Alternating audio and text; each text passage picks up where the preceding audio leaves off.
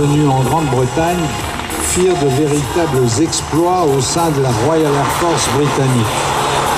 On dit même que l'armée de l'air belge a été largement inspirée dans non seulement ses traditions, mais également même son organisation technique par la force aérienne belge, officiellement née en 1946, a été très fortement influencée par l'architecture de la Royal Air Force britannique.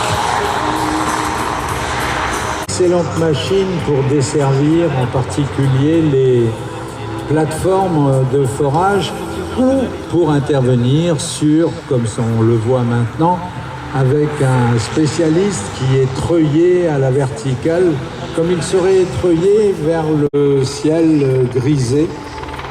Et donc c'était des Sea King, des SH-3 qui participaient aux opérations de récupération des équipages rentrant de la Lune.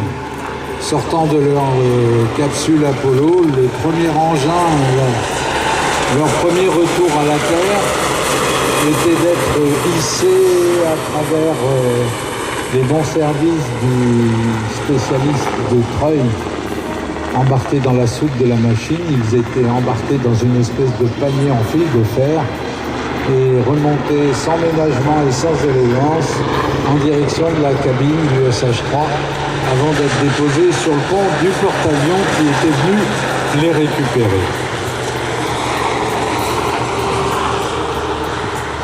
Voilà donc avec les compliments de la composante belge, on appelle ça la composante air belge. C'est son